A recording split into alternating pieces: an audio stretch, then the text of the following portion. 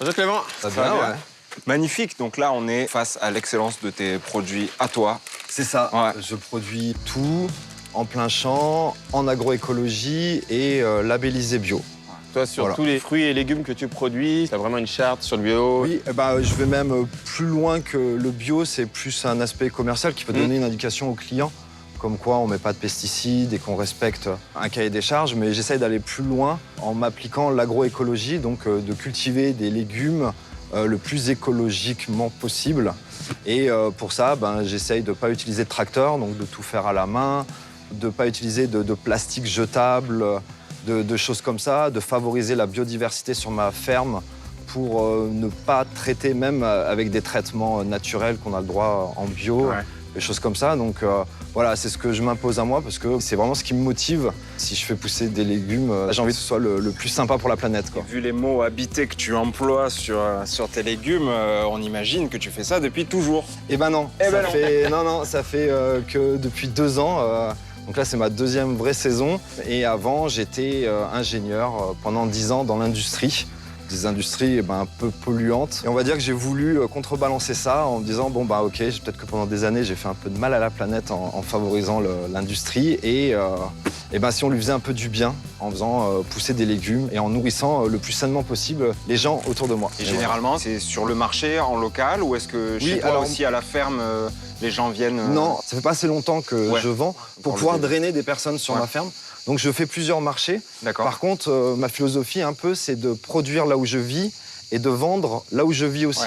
Ouais. Donc moi, j'essaye de faire des paniers pour les habitants de mon village et je fais des marchés dans les villages limitrophes au mien. De l'ultra local, quoi. Ultra local et que de la vente directe pour pouvoir avoir le contact avec les clients. Et il n'y a aucun moment où tu as eu un regret de ce choix que tu as fait Non, pas un instant. C'est dur, il n'y a rien à voir avec ma vie d'avant et financièrement et physiquement.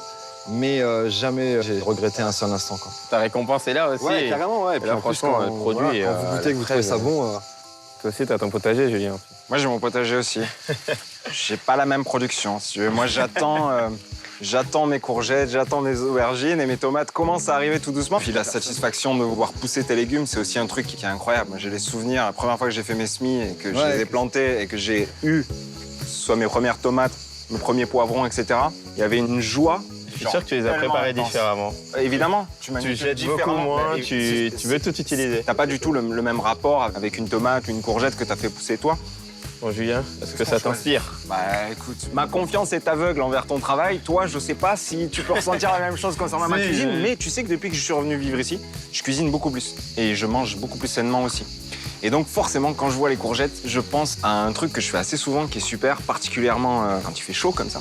C'est des tagliatelles de courgettes, tu vois, marinées au citron, et avec juste un peu d'ail dedans. Et tu laisses mariner comme ça, tu sers bien frais. Et ça, c'est incroyable. Je sais pas si ça peut s'adapter. Ça peut s'adapter. Moi, j'avais une idée, justement, pour travailler avec notre picodon, mais avec de l'oignon. OK. Moi, je pense que oignon, courgette, ail, ça marche. Ça marche superbement. C'est parfait.